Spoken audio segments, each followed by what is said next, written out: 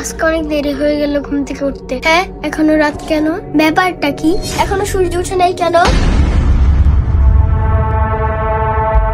বাবা বাবা, কি কি কি কি মা? দুপুরে 1টা বেজে গেছে, এখনো সূর্য উঠে নাই।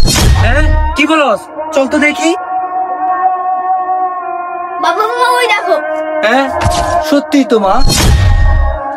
দাঁড়া, এখনই কোরআন শরীফটা খুলে বসতে হবে। বিশ্বাস করেন, কিয়ামতের আগে একদিন, এক রাতের মধ্যে এই কোরআনের সব পাতাগুলো আল্লাহ তুলে নেবেন আসমানে। হাদিসে এসেছে, কোরআনের শুধু পৃষ্ঠাগুলো থাকবে, কালি থাকবে না। এটা শেষ জামানায় হবে সামনে। তিনি আরো বলেছেন, এই কোরআন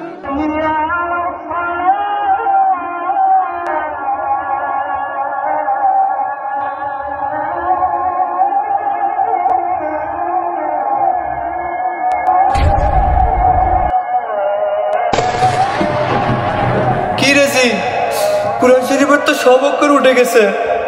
তার মানে কি কিয়ামতের আলামত শুরু হয়ে গেছে? হে মানুষ, তোমাদের পালন কর্তাকে ভয় করো। নিশ্চয়ই কিয়ামতের প্রকম্পন এক ভয়ঙ্কর ব্যাপার। আজই হলো পৃথিবীর শেষ দিন। পাপাচারী মানুষেরা হতাশ হয়ে যাবে, কাণ্ড জ্ঞান হারিয়ে দিক বিদিক ছুটতে থাকবে এবং একসময় অজ্ঞান হয়ে মৃত্যুবরণ করবে। আল্লাহ রাব্বুল আলামিন আমাদের সকলকে পৃথিবীর শেষ দিনের ভয়াবহতা থেকে হেফাজত করুন।